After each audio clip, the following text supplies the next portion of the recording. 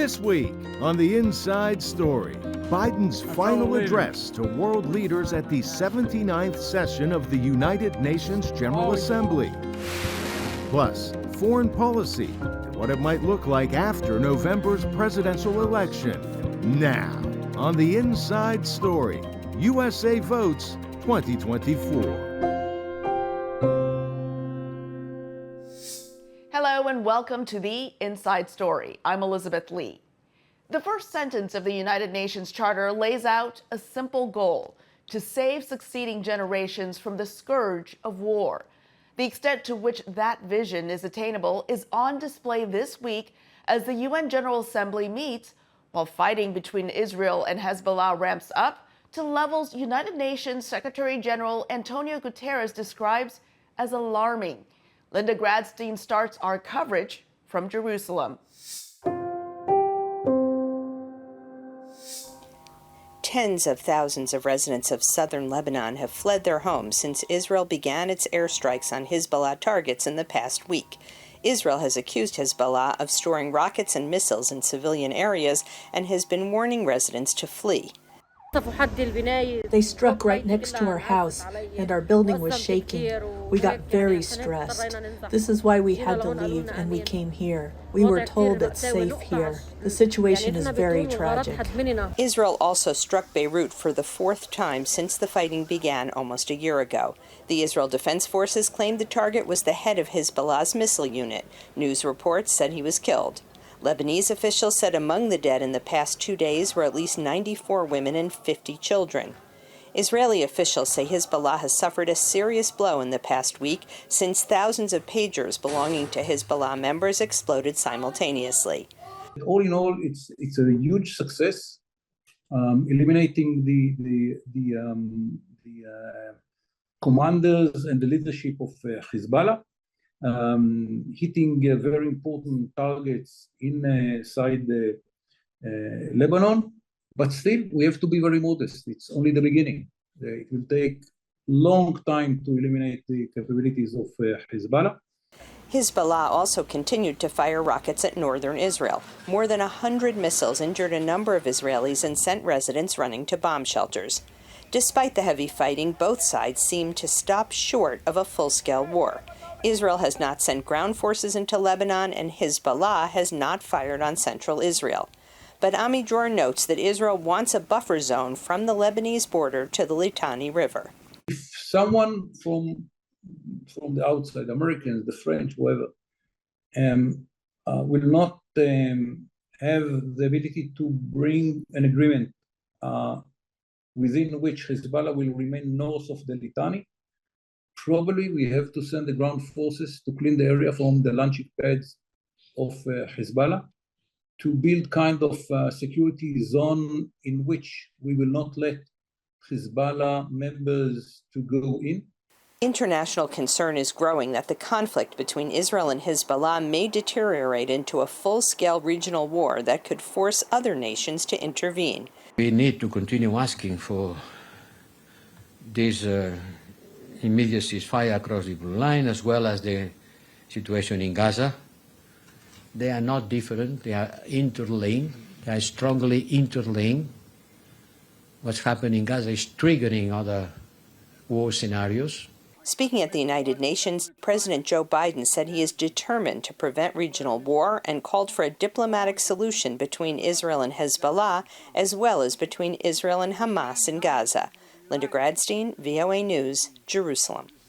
The 79th United Nations Assembly marks the last time U.S. President Joe Biden will address his counterparts. Biden spoke of the world's collective accomplishments, shortcomings, and the future of the body as a whole. VOA's Anita Powell traveled to New York with the president. She brings us the details. Look ahead. Hope, unity, and service. President Joe Biden's parting message to world leaders in his final speech to the United Nations General Assembly on Tuesday. The U.S. leader covered a lot of ground in his valedictory address before world leaders.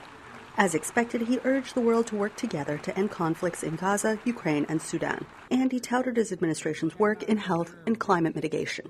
But it was this line, about his decision not to seek re-election, that garnered the most applause from the audience, which included leaders from the body's 193 member states. My fellow leaders, let us never forget, some things are more important than staying in power.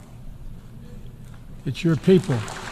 But his call for a peace deal to end spreading conflict in the Middle East shows how deeply divided this international body is. Even if the situation has escalated, a diplomatic solution is still possible.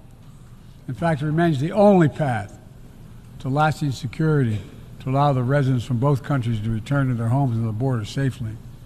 And that's what we're working tirelessly to achieve. But the conflict in Gaza, like the one in Ukraine, will likely not end with Biden's presidency, analysts say. I think the president is trying to toe the line that he's always towed, support for Israel, but really indicating also some sympathy and understanding of the plight in Gaza and some hope that it will be resolved, but not really being able to control the situation very directly. Washington's strong support of Israel has tested its standing at the UN, where many members are critical of Israel's action both in Gaza and now in Lebanon. On Tuesday, the head of the international body warned of what he called politically indefensible and morally intolerable impunity. Nothing can justify the abhorrent acts of terror committed by Hamas on October 7th or the taking of hostages, both of which I have repeatedly condemned. And nothing can justify the collective punishment of the Palestinian people. This annual event is a chance for the world's governments to discuss shared challenges and shared visions. The big question now, from Gaza to Ukraine to Sudan, what are they going to do about it? Anita Powell, VOA News, New York.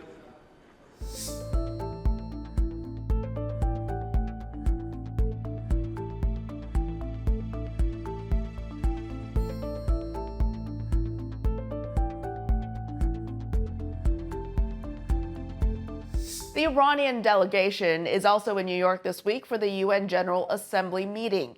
Iran has long been a thorn in the side of U.S. foreign policy in the Middle East and beyond. Now the Islamic Republic threatens the United States through its ally Israel. Iran backs the Lebanese Hezbollah militias to Israel's north and the Houthi rebels in Yemen. Both groups are attacking Israel for what they describe as payback for its invasion of Gaza and the tens of thousands of Palestinians killed in the conflict. Michael Lippin examines how both candidates, Harris and Trump, differ and overlap on their approaches to Iran and its proxies. Democratic presidential nominee and Vice President Kamala Harris has focused her relatively brief remarks about Iran on one concept: defense. And know this, I will never hesitate to take whatever action is necessary to defend our forces and our interests against Iran and Iran-backed terrorists. In her debate with her Republican rival, former President Donald Trump, she pledged to extend that defensive approach to Israel, saying, "I will always give Israel the ability to defend itself, in particular as it relates to Iran and any threat that Iran and its proxies pose to Israel." The Biden-Harris administration helped Israel defend itself against an unprecedented aerial assault by Iran in April. It also sent warships to the region last month to deter Iran from doing so again. Emphasizing that approach could endear Harris to some Americans. I think that she knows Americans are tired of war and certainly doesn't want to sound like she's looking for another. And so who can be against defense, right? But Americans are wary about offense. So perhaps that can be part of it, especially given the history of the last quarter century. But the Biden-Harris administration also saw Iran's proxies escalate their aggression in August, striking U.S. bases in Iraq and Syria and executing a U.S. hostage in Gaza. There has been zero retaliation from the United States. They've retained that defensive posture. My worry is that Iran is getting the message that they can continue to provoke and to escalate on their terms, and all the United States will do is respond, not take the initiative. Trump is emphasizing his record of sanctioning Iran for its malign behavior when he was president. I told China and other countries, if you buy from Iran, we will not let you do any business in this country, and we will put tariffs on every product you do send in of 100% or more. In the debate, he accused the Biden-Harris administration of enriching Iran and its proxies by easing that pressure. He also promised to resolve the Iran threat but did not elaborate, saying, "Look at what's going on in the Middle East. I will get that settled and fast." During his term, Trump engaged in a 2-year-long maximum pressure campaign against Iran. Trump's avoidance of recommitting to that strategy gives him the option of pursuing a new policy that pressures Iran more quickly. One similarity between Harris and Trump is that neither of them says what they will do if Iran makes a nuclear bomb, a prospect that Iranian officials have hinted at. Michael Lippin, VOA News at the White House. Ukrainian leader Volodymyr Zelensky also made the trip to New York. Ask Ukrainians what they think about the upcoming U.S. presidential election, and you'll likely hear the same thing: the hope for a quick end to Russia's invasion of Ukraine. But both candidates, Harris and Trump, give Ukrainians cause for concern. For more on this story, we go to Kyiv, where Anna Chernikova has this report. In the capital, Kyiv, and elsewhere in Ukraine, people wonder and worry about the outcome of U.S. elections and how it will affect their war-battered homeland. Some residents, like Angelina, express hope. I have expectations that the future president will support us, our politics, our military actions. Other residents, like Dmitro, are worried. I wonder who will win, and in general, what will be the policy towards our country. This is what I'm interested in, and God grant that both of them will support us. The biggest fear is that the new U.S. administration will end its support and abandon Ukraine in its fight against Russia, says political analyst Mykola Daviduk. Turning a once democratic country into an autocracy costs millions of deaths, and this is what the country is afraid of. After 2.5 years of war, a key factor affecting morale in Ukraine is the uncertainty of what is to come under a new White House administration. Trump promises to end the war quickly, and many fear that means Ukraine would be forced to make too many concessions if he returns to office. At the same time, Ukrainians remember that Trump as president approved the sale of Javelin anti-tank systems that helped Ukraine fight Russia at the start of the full-scale invasion. The Obama-Biden administration had rejected Ukraine's request for those weapons in 2014, when Russia invaded Crimea and took over much of eastern Ukraine's Donetsk region. But feelings among Ukrainians are mixed, with some like Svetlana fearing a Trump victory. Trump is such a strange man, and he has quite strange thoughts. And others like Ivan find reassurance based on past experience. Trump was already president. His methods are known, and there's nothing to be afraid of, I think. The U.S. under the Biden administration has been generous with Ukraine, spending $175 billion to support it since the start of the full-scale invasion. But there is frustration among Ukraine's leaders who say the aid has been slow to arrive. The Russian army is now trying to take advantage of a situation when we are waiting for supplies from our partners, especially from the United States of America, and that is exactly why the speed of deliveries means stabilizing the front. Analysts say if elected, Kamala Harris' policies would likely be like Biden's, and the prospect of continuity is reassuring to some. But it makes others nervous that the war could drag on.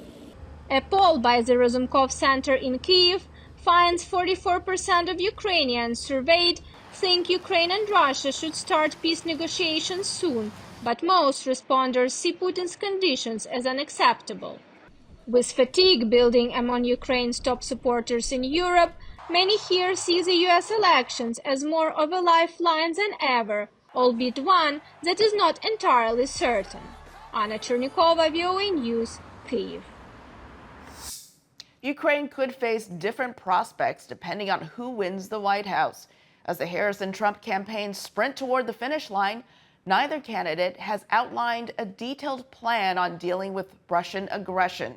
Experts say in the months ahead, until the election, Ukrainian battlefield victories put them in the driver's seat of their own destiny. We go back to VOA's Anita Powell.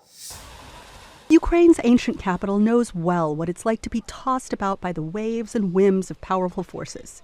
And so analysts there seem ambivalent to a possible second term for former President Donald Trump.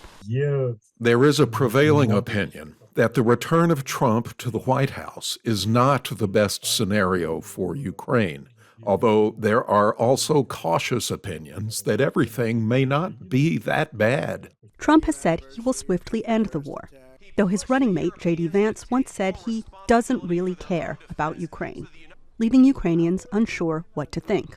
This makes a potential Kamala Harris presidency more of a wild card to this nation that knows Trump and President Joe Biden so well. Harris has met with Ukrainian President Volodymyr Zelensky and represented Biden at major transatlantic security summits. But on the trail, Harris has only briefly spotlighted Ukraine and how she differs from Trump. He encouraged Putin to invade our allies, said Russia could, quote, do whatever the hell they want. 5 days before Russia attacked Ukraine, I met with President Zelensky to warn him about Russia's plan to invade. I helped mobilize a global response, over 50 countries, to defend against Putin's aggression. And as president, I will stand strong with Ukraine and our NATO allies. Analysts say Harris is likely to follow Biden's support Ukraine playbook, and Trump's broad foreign policy pronouncements remain as vague as ever. Take Trump's promise that he will end the war in one day. It's not entirely clear how he'll do that. The fear, of course, is that he'll do it by simply abandoning Ukraine, cutting off funds and pressuring Zelensky into negotiations at a time when Putin would enjoy all of the bargaining leverage. But, he says, the battlefield has shifted with Ukrainian forces' recent decision to strike across the border and take a bite of Russian territory. While analysts widely predict that Ukraine will neither seek nor succeed in holding this land, it's a bargaining chip that will help Kyiv whoever wins. And, he said, Biden could also put his hand on the scale at a pivotal stage. I wouldn't be expecting any shift in the US position vis-a-vis Ukraine's military operations before November, but I would be watching between November and January, whatever the outcome, to see if there is a little bit more leash given to Kyiv. And he notes Ukraine's leader has bolstered his relationships with European leaders and broadened his support. And so, as these two race to the end of this story, what could end up happening in Ukraine ultimately may not be up to the American president, whoever she or he is.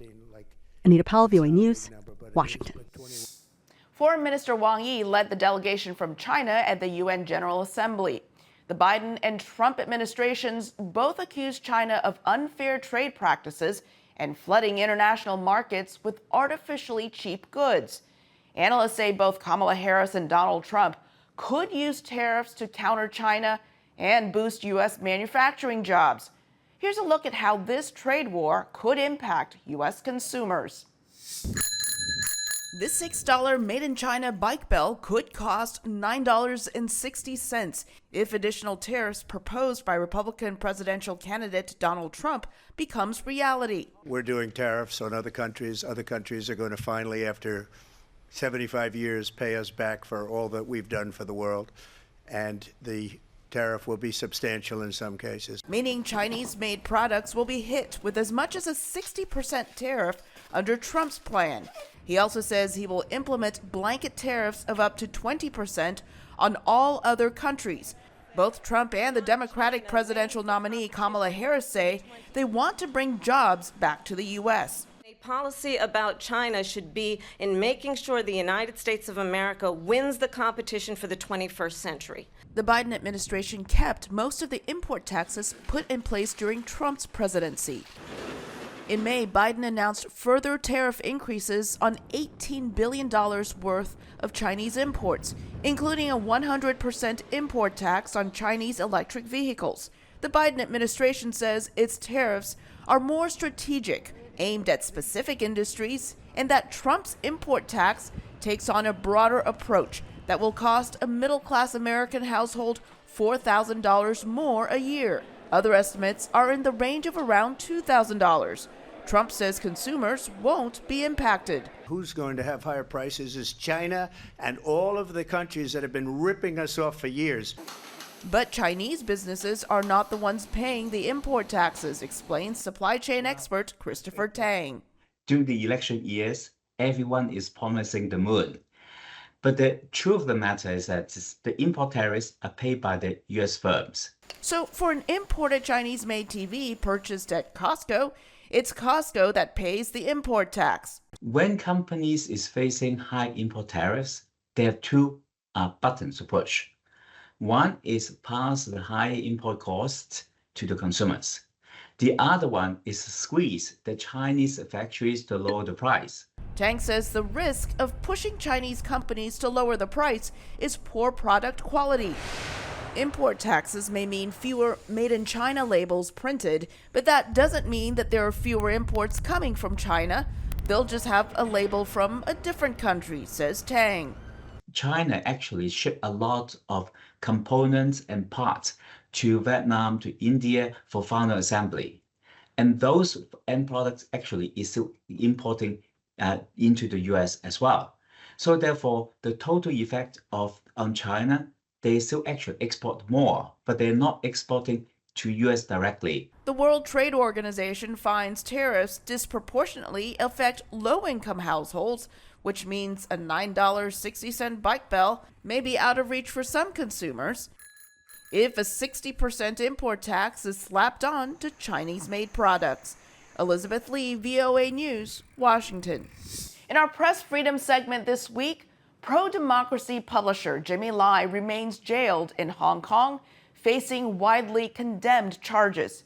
His son and an international team of attorneys are pushing the United States and other countries to call for Lai's immediate release. Liam Scott has this story. The son of imprisoned Hong Kong publisher Jimmy Lai was in Washington this month. Sebastian Lai made his father's case to U.S. lawmakers. The first time I realized I was taller than my dad, I was 13. But I always knew that I wasn't stronger than him. Years of unjust imprisonment have taken their toll on his father, Sebastian Lai says. Given his age, given the fact that he is in the conditions that he's in, there's a danger to his life, and he could, it breaks my heart to say this, but he could pass away at any moment. Held in solitary confinement since late 2020, the 76-year-old Lai is on trial under Hong Kong's national security law. The founder of the now shuttered Apple Daily newspaper denies the charges of collusion with foreign forces and sedition. The United States, Britain, and international observers have condemned the trial. Sebastian Lai and his father's international legal team say Washington's words matter. I think there is a period before the end of his trial where we could put a lot more pressure on the Hong Kong government and eventually see my father released before he passes away in prison. International pressure is the only way to secure Lai's release, says Keelan Gallagher. The head of Lai's international legal team says there's no more rule of law in Hong Kong. He's someone who could have left Hong Kong at any time, could be having a lovely life living in Washington or living in London or living in Paris, and he chose to stay and stand up for what was right in Hong Kong. And now it's time we stand up for him. Analysts point to Lai's case as emblematic of the rapid decline of media freedoms in Hong Kong since it enacted the national security law in 2020. The country has fallen from 73 to 135 out of 180 countries and territories in the World Press Freedom Index. It's horrifying to see that happen so quickly. And we've just seen freedoms and liberties, which Hong Kongers have taken for granted for a very long time, just be decimated. Despite international criticism, Hong Kong officials say Lai will receive a fair trial. In a statement to VOA, China's Washington embassy claimed the publisher tried to destabilize Hong Kong. Lai's international legal team rejects that claim. Members of Congress, including former House Speaker Nancy Pelosi, have joined calls for Lai's release. Not only do we remember, we exalt, we lift up the sacrifice of Jimmy Lai. Sebastian says he welcomes the support and tries to stay optimistic. I'm sure I'll see my father again, and I won't stop until he is free. Lai's trial is set to resume in November. Liam Scott, VOA News. To get more content from VOA, follow me on X @EliTV1. Catch up on past episodes at our free streaming service, VOA+. I'm Elizabeth Lee. We'll see you next week for The Inside Story.